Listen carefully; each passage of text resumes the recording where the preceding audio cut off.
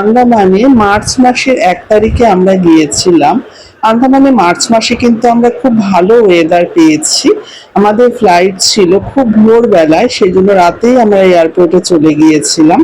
খুব তাড়াতাড়ি আমরা পৌঁছে গিয়েছি আন্দামানে। আর এখানে আমাদের খাবার দিয়েছিল, একটা স্যান্ডউইচ, একটা স্ন্যাক্স ছিল, আর কোল্ড ড্রিঙ্কস দিয়েছিল। আমাদের মোটামুটি 2.5 ঘন্টা মতো লেগেছে আন্দামান পৌঁছতে। তারপর ওখান থেকে এয়ারপোর্ট থেকে গাড়ি এসছিল, আমাদের একজন ট্যুর ট্রাভেলসের সঙ্গে যোগাযোগ ছিল, সেই গাড়ি পাঠিয়েছিল। তার গাড়িতে আমরা হোটেলে যাই। আন্দামান ট্যুর আমাদের 10 দিনের ছিল, তার মধ্যে 2 দিন ছিল হ্যাভলক আর নীল আইল্যান্ডে। যেদিন আমরা আন্দামানে পৌঁছেছি তার পরদিনই আমরা হ্যাভলক আইল্যান্ডে যাওয়ার জন্য সকালেই আমরা প্রাইভেট ফেরিতে আমরা গিয়েছিলাম। নটিকা বলে যে ফেরিটা রয়েছে, তাতে ক্রুজ, খুবই সুন্দর সেই ক্রুজটা। ভেতরে অনেক সিটিং ক্যাপাসিটি গুলো ছিল, অনেক লোক একসঙ্গে মিলে আমরা গিয়েছি ওখানে। খুব একটা যদিও ভিড় হয়নি। আর ক্রুজের ওপরটা বেশ সুন্দর ছিল, নিচেও বসবার জায়গা ছিল। আমরা ওপরেই বসেছিলাম, ওপর থেকে ভিউটা ভীষণ সুন্দর লাগছিল। আর আমাদের যেতে লেগেছে হ্যাভলকে 1.5 ঘন্টা মতো লেগেছে। হ্যাভলক দ্বীপ এখন স্বরাজ দ্বীপ নামে পরিচিত, অফিসিয়াল নেম এখন স্বরাজ দ্বীপ। 2018 সালে নেতাজি সুভাষচন্দ্র বসুর সম্মানে এই দ্বীপের নাম পরিবর্তন করা হয়েছিল। এখানকার পরিষ্কার নীল জল আর সাদা বালির সৈকত এবং শান্ত পরিবেশ পর্যটকদের মূল আকর্ষণ। আর এখানকার স্থানীয় বাসিন্দা বেশিরভাগই বাঙালি। জেটি থেকে বেরোনোর পর আমাদের গাড়ি ওখানে দাঁড়িয়ে ছিল, সেই গাড়ি করে তারপর আমরা চলে গিয়েছিলাম হোটেলে। হোটেলটা কিন্তু ভীষণ সুন্দর ছিল, চারিদিকে সমুদ্রের ধারেই ছিল একদম হোটেলটা। আর হোটেলের ব্যবস্থাপনাও খুব ভালো ছিল, খাওয়া দাওয়া সবকিছু ওখানে ইনক্লুড ছিল। আমরা রাত্রে ডিনারটা পেয়েছি, সকালে ব্রেকফাস্টটা আমরা ওখানে করেছি। আর প্রচুর এখানে নারকেল গাছ ছিল, সুপারি গাছ, নারকেল গাছ একদম ভর্তি ছিল। আর ডাইনিং যে স্পেসটাও বেশ সুন্দর ছিল, রাস্তার একদম ধারেই ছিল হোটেলটা। আর এটা হচ্ছে রাত্রেবেলার দৃশ্য, সমুদ্রের ধারে একটা পাখি দেখো, খুব অনেকগুলো পাখি দেখা যাচ্ছিল। তারপর আমরা চলে গেলাম কালাপাত্থার বিচ, হ্যাভলকের খুব নামকরা একটা বিচ। এই সমুদ্র সৈকতটি শান্ত ও মনোরম। সৈকতের বালিয়াড়িতে ছড়িয়ে থাকা কালো পাথরের টুকরো ও নীল জলের অপরূপ শোভা দেখা যায়। কালাপাথর সমুদ্র সৈকত নামকরণটি হয়েছে সমুদ্র সৈকতের ঠিক পাশেই রয়েছে কালো পাথর গ্রাম। এছাড়া সৈকতের উপকূলবর্তী এলাকায় প্রচুর কালো পাথরের উপস্থিতি রয়েছে, যা রূপলি বালির সাথে এক অদ্ভুত সুন্দর। এর প্রাকৃতিক সৌন্দর্য ভীষণ সুন্দর। এখানে সোনালী চাদরের মতন মনে হয় বালিগুলো দেখে। সবুজ ঘন জঙ্গল এবং স্ফটিকের মতো স্বচ্ছ ফিরোজা রঙের জল দেখতে এখানে পাওয়া যায়। এই সমুদ্র সৈকতটি যেহেতু আন্দামান ও হ্যাভলক দ্বীপের পূর্ব দিকে, সেই কারণে এখানে সূর্যোদয় খুব সুন্দর দেখা যায়। এই বিচে যে কালো পাথরগুলো দেখা যায় সেগুলো হচ্ছে ভলকানিক ব্ল্যাক রক। তারপর আমরা চলে গিয়েছিলাম রাধানগর বিচে। হ্যাভলকে এই বিচটি অবস্থিত। খুব সুন্দর ও পরিচ্ছন্ন সমুদ্র সৈকতগুলোর মধ্যে একটি অন্যতম। এশিয়ার মধ্যে সেরা এবং বিশ্বের অন্যতম সেরা সমুদ্র সৈকত হিসাবে এটিকে মানা হয়। এখানকার জল সাঁতার কাটা এবং স্নান করার জন্য অত্যন্ত নিরাপদ। এই সৈকতের প্রাকৃতিক সৌন্দর্য অপূর্ব সুন্দর। সৈকতটি তার সাদা বালি, স্ফটিকের মতন স্বচ্ছ নীল জল এবং ঘন সবুজ জঙ্গলে ঘেরা পরিবেশের জন্য বিখ্যাত। 2004 সালে টাইমস ম্যাগাজিনে একে এশিয়ার সেরা সৈকত হিসাবে ঘোষণা করেছিল।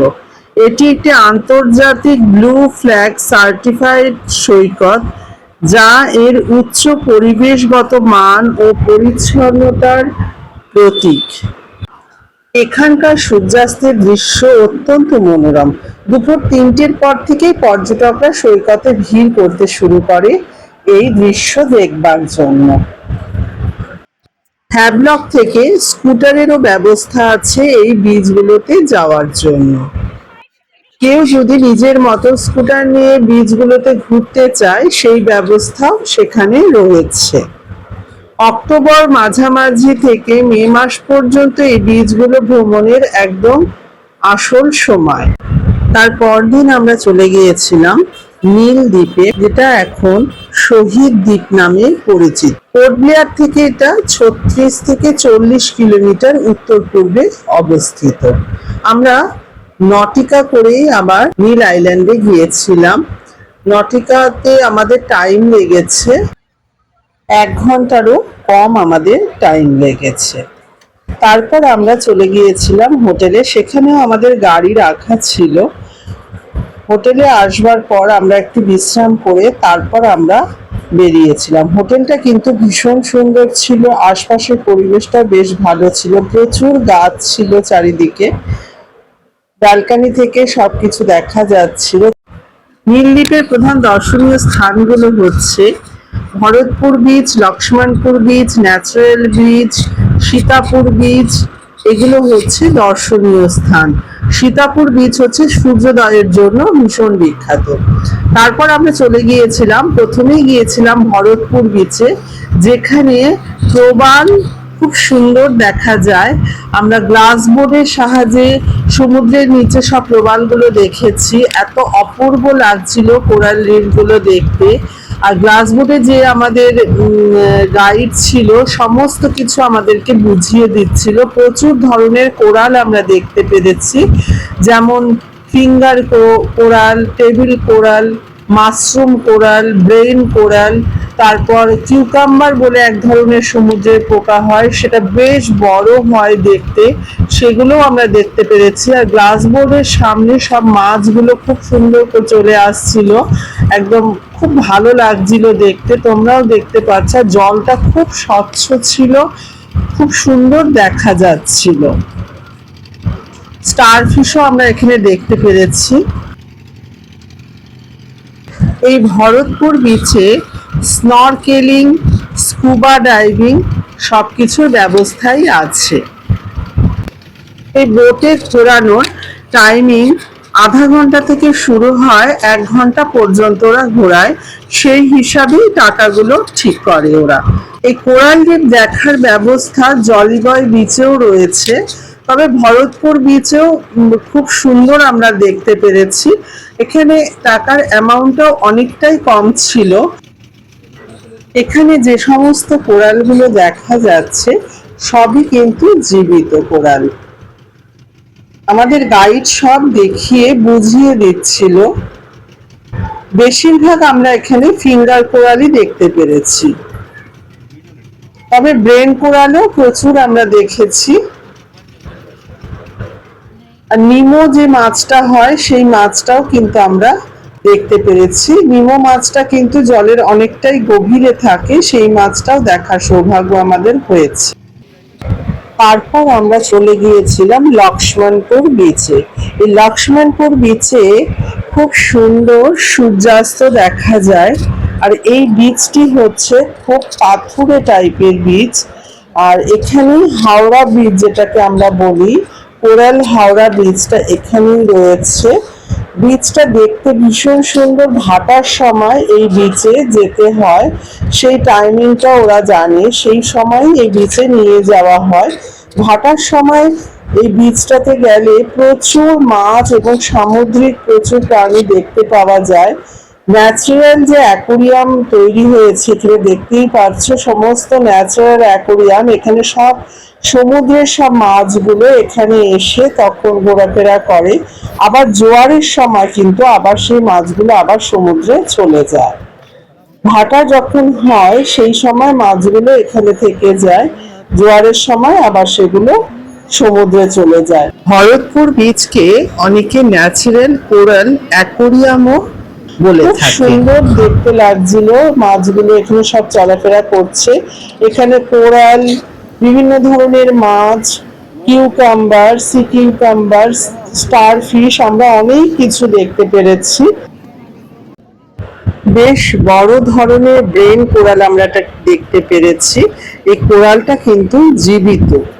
ওখানকার লোক যারা ছিলেন গাইড, তারা বলছিল এই কোরালটা জীবিত, দেখে মনে হচ্ছে না। আর এই হচ্ছে লক্ষ্মীপুরের natural coral bridge, Howrah bridge নামে যেটা পরিচিত, দেখতে অপূর্ব সুন্দর। কিছু ফটো আমি এখানে তুলে ধরেছি।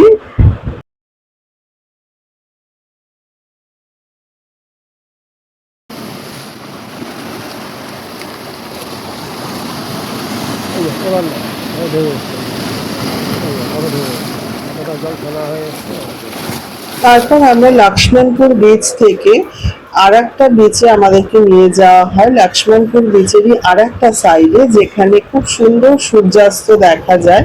যে গাড়িটা যেখানে দাঁড়িয়েছিল অনেকটা হেঁটে তারপর আমাদের সমুদ্র সৈকতে যেতে হয়েছিল।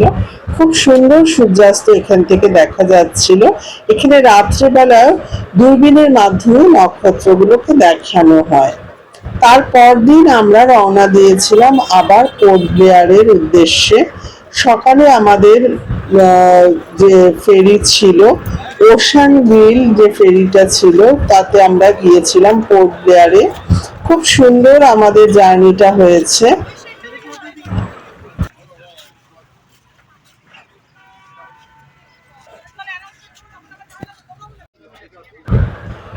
এই শিপটা, ক্রুজ শিপটাতে আমাদের টাইম লেগেছিল পোর্ট ব্লেয়ারে আসতে।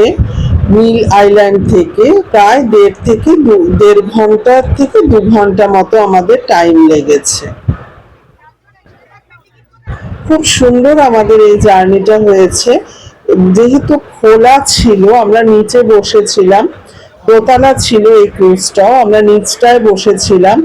আর খুব সুন্দরভাবে সমুদ্রটাকে উপভোগ করতে পেরেছি। আর সমুদ্রের জলটা দেখো একদম নীল, ডিপ নীল একদম। আর প্রচুর আমরা এখানে ফ্লাইং ফিশ দেখতে পেরেছি, আর ডলফিনের দলও আমরা দেখতে পেরেছি। যেহেতু খোলা ছিল সেই কারণে আমরা প্রচুর জিনিস দেখতে পেরেছি। আর যেদিন আমরা ফিরছিলাম সেদিন রং খেলা ছিল বলে সেই ব্যবস্থাও ক্রুজে ওরা করেছিল।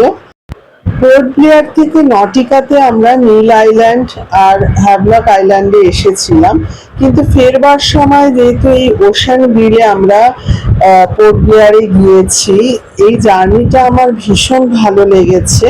নটিকাতে যেহেতু খোলা যে জায়গাটা আমরা পাইনি, আর ওশান ভিলে খোলা জায়গাটা থাকবার জন্য ভীষণ সুন্দর একটা অভিজ্ঞতা হয়েছে, সামুদ্রিক অভিজ্ঞতা। সমুদ্রের জলগুলো এত সুন্দর লাগছিল দেখতে, আর প্রচুর ফ্লাইং ফিশ একদম চোখের সামনে দেখতে পেরেছি, ঝাঁকে ঝাঁকে ফ্লাইং ফিশ দেখতে পেরেছি।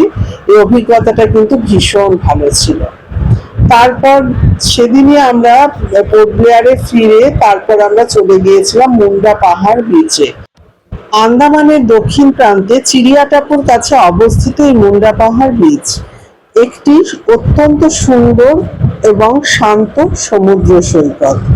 এটি পোর্ট ব্লেয়ার থেকে 25 কিলোমিটার দূরে অবস্থিত, ঘন সবুজ ম্যানগ্রোভ ও রেন ফরেস্টে ঘেরা।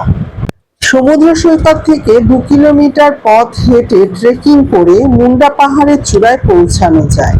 এই চূড়া থেকে বঙ্গোপসাগরের প্যানোরামিক ভিউ ভীষণ সুন্দর আসে এবং রাটল্যান্ড আইল্যান্ডও দেখা যায়। এই বিচটি থেকে সূর্যাস্ত ভীষণ সুন্দর দেখা যায়।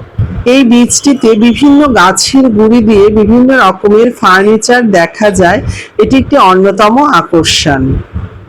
আমার এই চ্যানেলে আরো ভিডিও আন্দামানে রয়েছে, সেই লিঙ্কগুলো আমি তোমাদের দিয়ে দেব, তোমরা দেখো, আশা করি তোমাদের অবশ্যই ভালো লাগবে।